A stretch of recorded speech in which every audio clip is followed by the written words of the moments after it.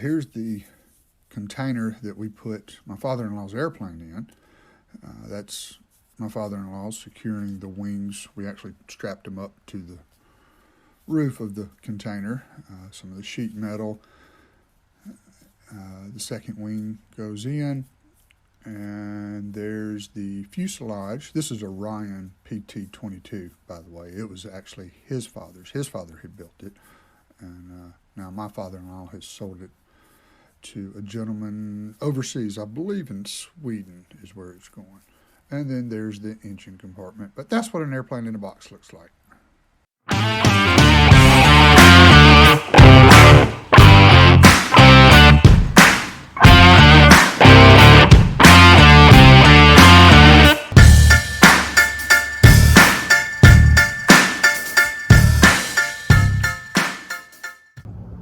Good morning.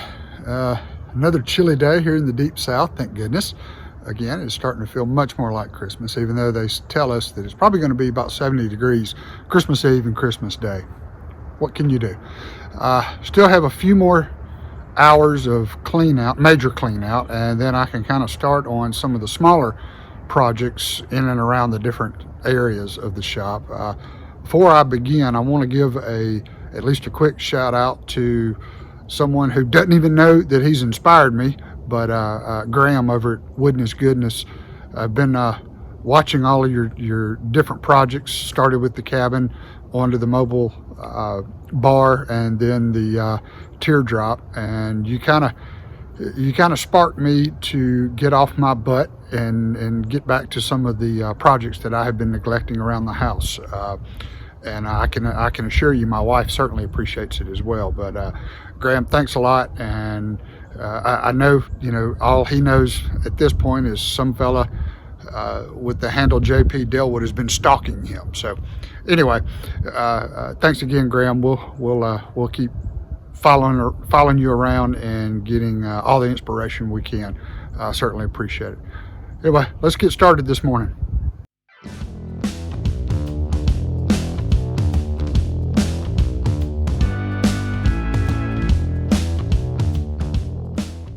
So I'm cleaning out the rat hotel that we found tucked away behind all those rolls of carpet that sat there for many years, and it's pretty disgusting.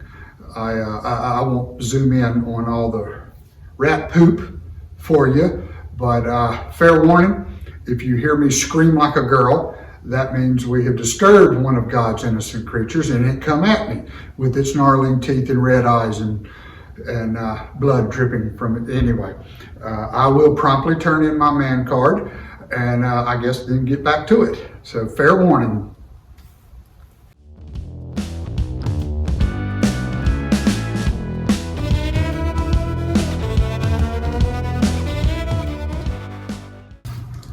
I've never seen so much rat poop in my life. Oh.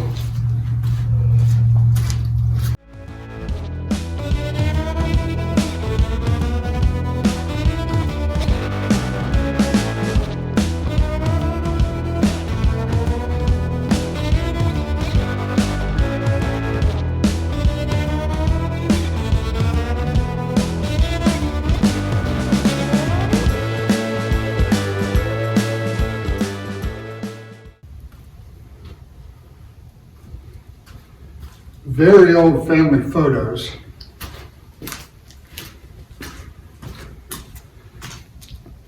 I know you don't know who any of those people are, but I'm sure my wife would shoot me quickly if I were to do something with that. We'll save that.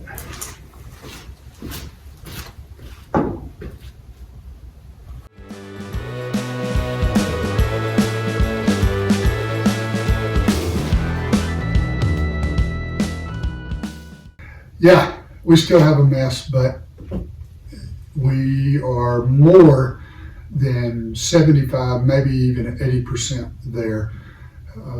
We'll get these desks out. It'll be the last things we get out, and then we'll actually clean this room pretty good, and may even start moving some of my tools and some of the stuff that we're that's still out there that we're saving that's kind of in the way.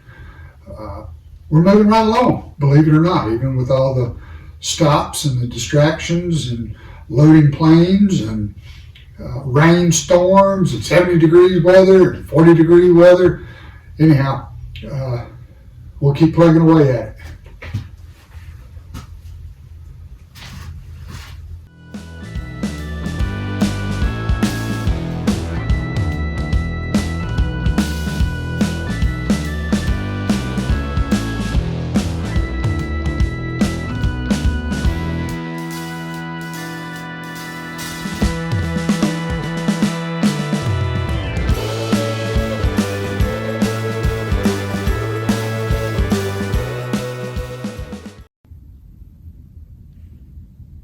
I definitely wouldn't eat off of it, but that floor, believe it or not, is clean.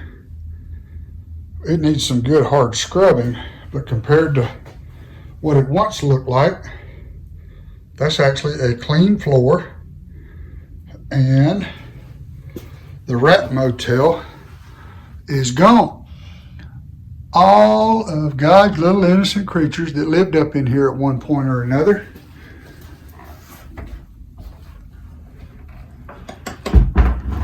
have been evicted.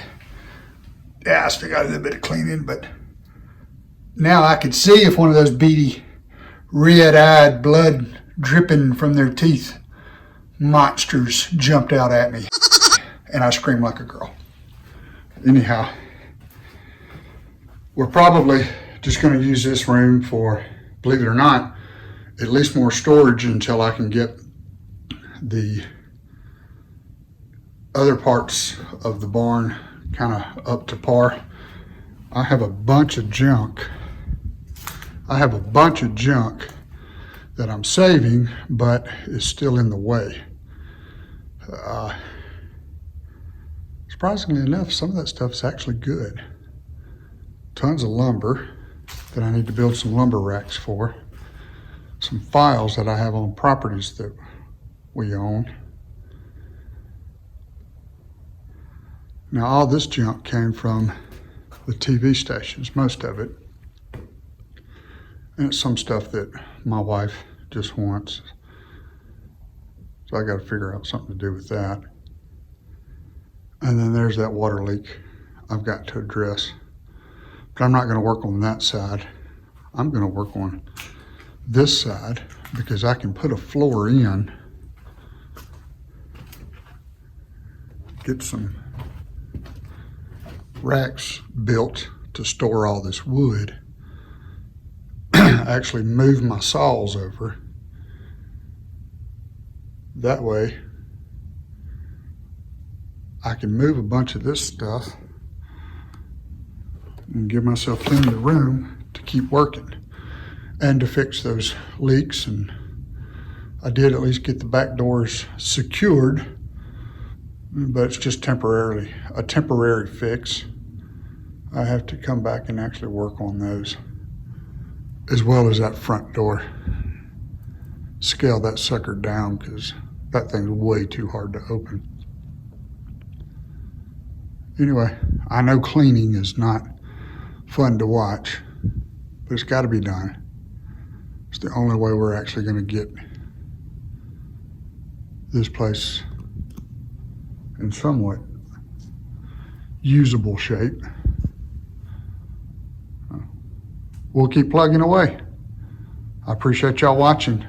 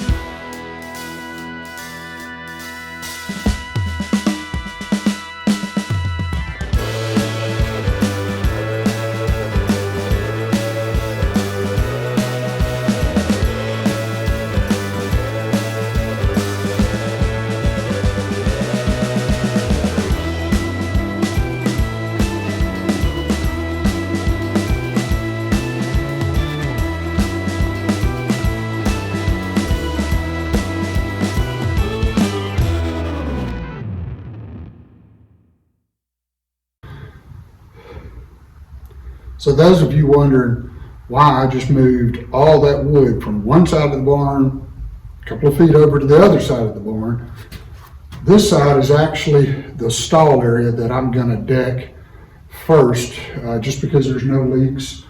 Everything's pretty good, and I gotta get all this stuff off the floor to clear some space before I start on the other side to deck, because there's a severe water damage area on the roof that I gotta fix before I get over there. But I gotta make some space. I like to get these tools up on the deck, get some wood racks built as well, and just kind of get everything off the floor. It's driving me absolutely crazy.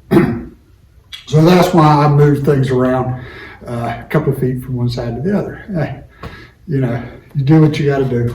Plus, I want to save all this wood that we're pulling off. This is gorgeous, gorgeous rough-hewn wood that my wife's grandparents used to put out to frame out the stables, the gates and whatnot. And we've used it on several other little projects around here. Once it gets cleaned up, it's heavy wood, it's hardwood, and it's got that old rough hewn. It's absolutely beautiful, and I want to save every bit of it.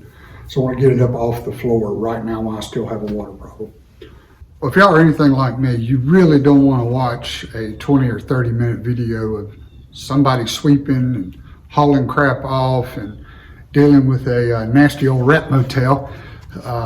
So I think we'll at least end this first episode here. If you like what you saw, and if you want to keep watching me transform this, what is really a very cool barn, but used to be an old miniature horse barn that was in my wife's family for many years. They even had do you know those little things are worth a lot of money? They had a grand national champion, I believe is what they call them, worth thousands and thousands of dollars. It's crazy. But anyhow, this barn has not been used in probably 10 years, not quite 10 years. But we haven't had any of the horses around here, I know, in 5, maybe 6 years now. And we just kind of started throwing junk in the barn, shut the doors, prayed nothing would happen to it. And through years of neglect, we started getting holes popped in the roof. Rats kind of took over, ruined some good stuff.